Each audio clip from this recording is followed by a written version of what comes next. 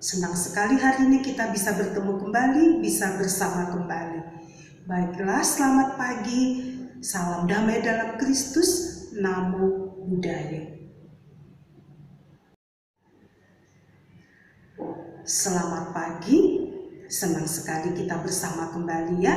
Hari ini kita akan melanjutkan pembelajaran kita dari buku tema 3, subtema 4, pembelajaran 6.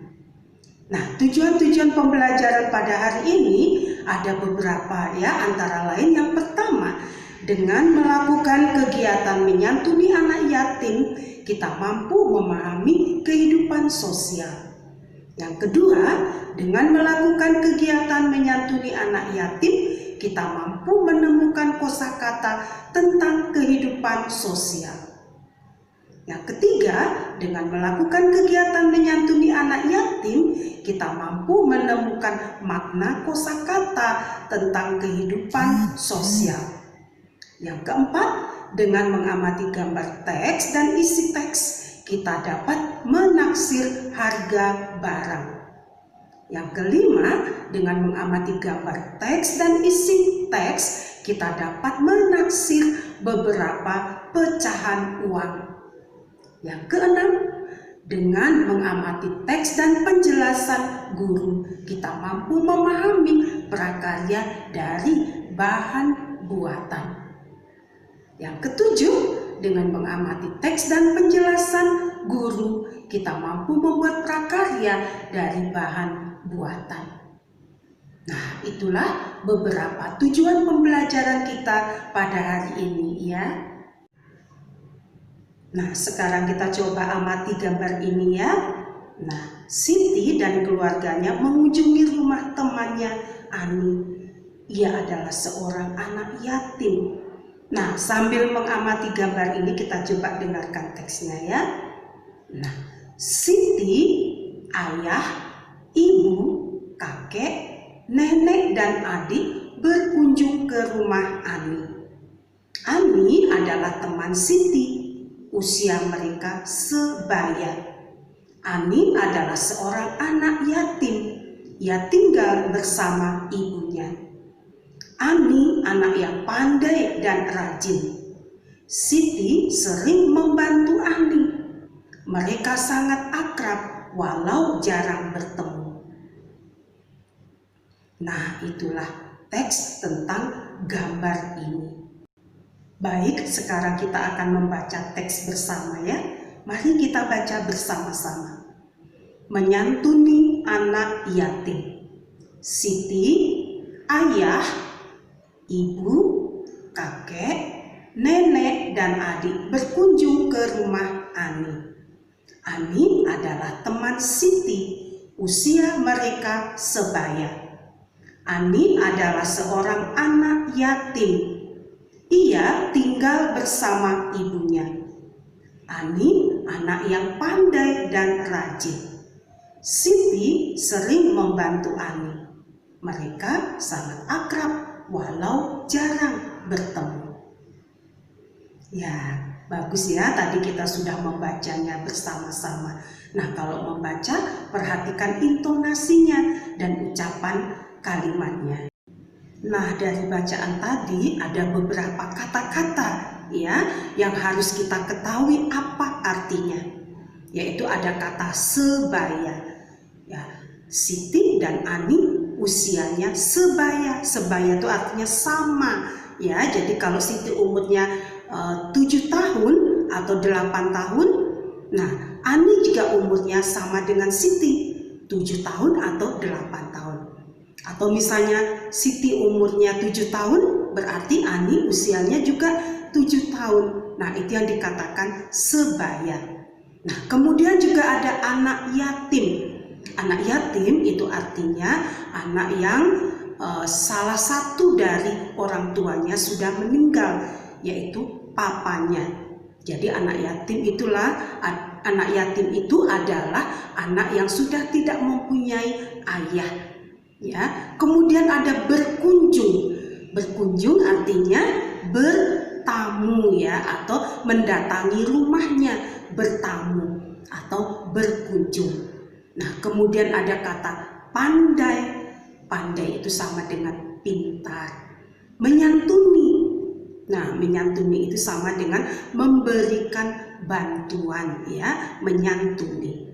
Nah, setelah kita tahu tadi kata-kata yang baru dari teks bacaan tadi, sekarang coba tugasmu tulislah kembali cerita tentang kunjungan Siti ke rumah kakek, atau boleh juga kunjunganmu ke rumah kakekmu, atau boleh juga kunjunganmu ke rumah saudaramu yang lain, ke rumah paman, ke rumah bibi, ya, atau boleh juga kunjungan kamu ke rumah nenek misalnya, ya.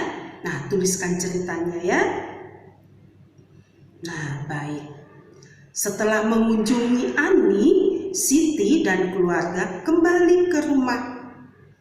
Kakek dan nenek sangat senang Siti berkunjung ke rumah.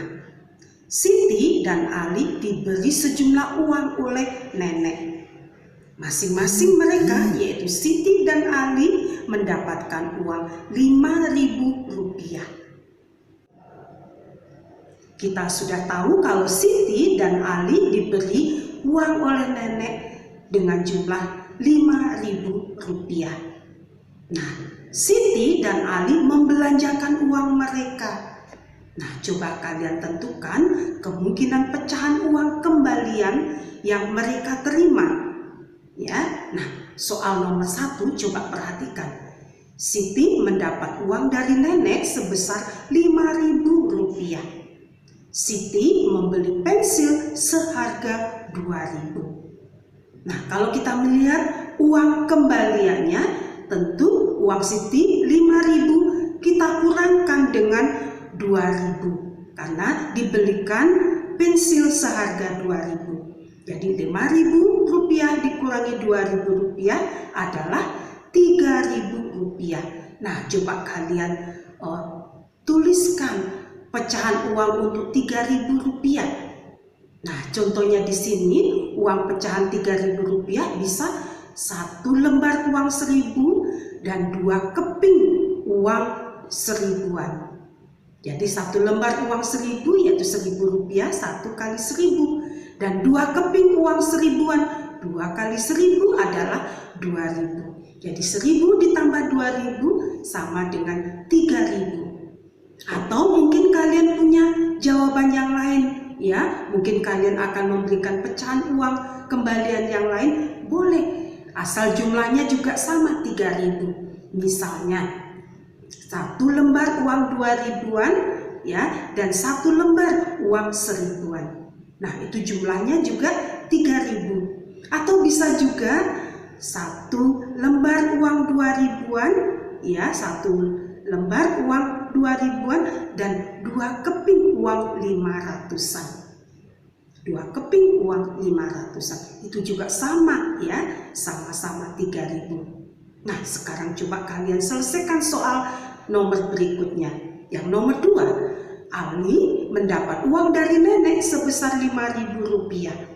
Ali membeli penghapus seharga Rp1.000. Nah, coba kamu tuliskan kemungkinan pecahan uang kembalian yang diterimanya. Kemudian soal nomor 3, Siti mendapat uang dari nenek sebesar Rp5.000. Siti membeli buku seharga Rp3.000. Nah, coba carilah pecahan uang kembaliannya, ya. Dan yang nomor 4, Ali mendapat uang dari nenek sebesar Rp5.000. Ali membeli kotak pensil seharga Rp4.000. Nah, tuliskan juga kemungkinan pecahan uang kembaliannya, ya.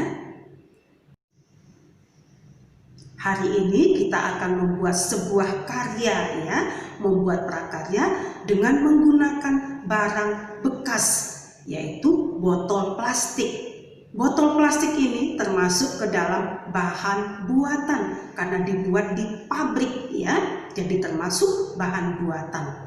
Nah, kita akan membuat tempat pensil yang cantik dari botol bekas ini. Caranya mudah sekali. Yaitu yang pertama, kalian sediakan botol plastik bekas minuman 1 buah saja.